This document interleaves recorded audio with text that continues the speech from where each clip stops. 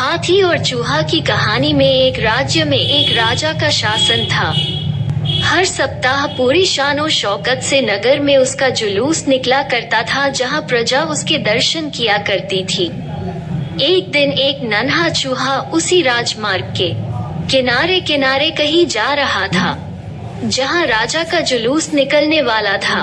वो चूहा था तो छोटा सा, मगर उसका घमंड बहुत बड़ा था और वो खुद को सर्वश्रेष्ठ और महान समझता था।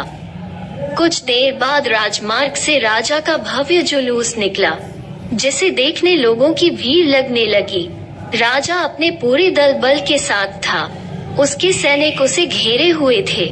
कई मंत्री और अनुचर उसके पीछे थे। वो एक विशाल शाही हाथी पर सवार था। हाथी शाही था, इसलिए उसे भव्यता से सजाया गया था और उसकी शान भी देखते बनते थी। जुलूस में हाथी के साथ एक शाही बिल्ली और एक कुत्ता भी थे। राजा का जुलूस देखने को उमड़ी भीड़ राजा के साथ साथ उसके शाही हाथी की भी प्रशंसा कर रहे थी। ये सुनकर घमंडी चूहे को बहुत बुरा लगा। हाथी को गौर से देखने लगा, फिर सोचने लगा, इसमें ऐसी क्या खास बात है जो मुझ में नहीं।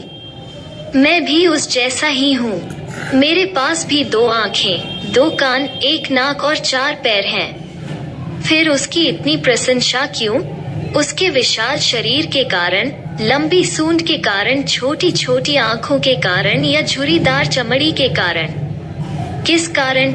एक बार तुम लोग मुझे देख लो, उस हाथी को भूल जाओगे।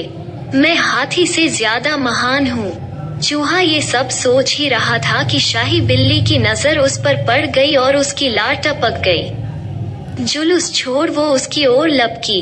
फिर क्या था? चूहा अपनी सारी महानता भूलकर दुम दबाकर भागा। भागते भागते वो हाथी के सामने आ गया। आगे बढ़ते हाथी ने उस बिद्दी से चूहे को देखा तक नहीं और अपना विशाल पैर उठा लिया। चूहा उसके पैर के नीचे कुचलने ही वाला था, मगर किसी तरह उसने खुद को बचाया। वहां से बचा तो खतरनाक कुत्ता सामने था, जो उसे देखकर गुर्राया। चूहा पूरी जान लगाकर वहां से भागा और राजमार्ग के किनारे स्थित एक छेद में घुस गया। उसका सारा घमंड उतर चुका था। उसे समझ आ चुका था कि वो इतना भी श्रेष्ठ और